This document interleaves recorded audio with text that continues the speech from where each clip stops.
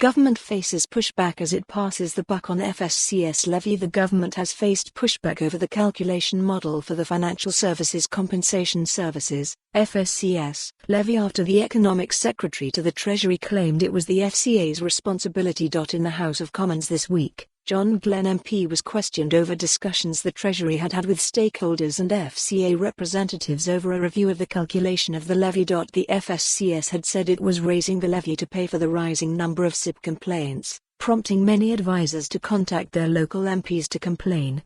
The Personal Finance Society, PFS, created a template letter help advisers voice their complaints. But Glen said responsibility for the levy lay elsewhere, describing the FSCS as an independent non-governmental body and also highlighting the independence of the FCA and the Prudential Regulation Authority, PRA.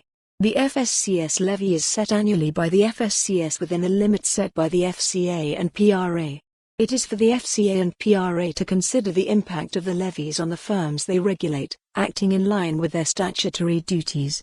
The government has no role in setting the levy, he added. The government has the authority to undertake a complete overhaul'But. PFS Chief Executive Keith Richards told Portfolio Advisor sister publication International Advisor the government had a role to play in improving the system.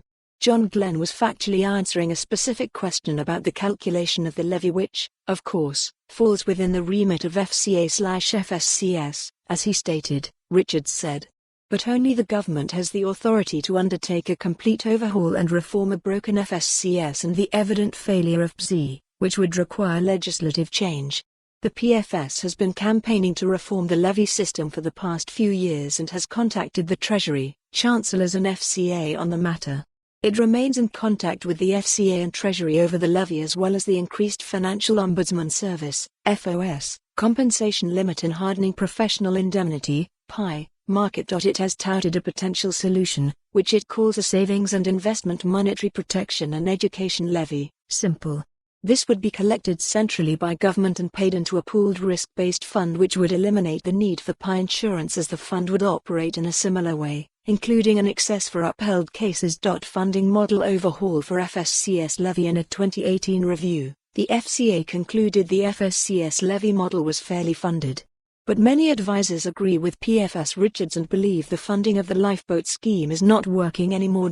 Sandringham Financial Planners Chief Executive Tim Sargison told International Advisor, the FSCS is unfairly placing the burden on good, honest financial advisers. He deemed the levies have been eye-watering. For more on this story, visit the news article link.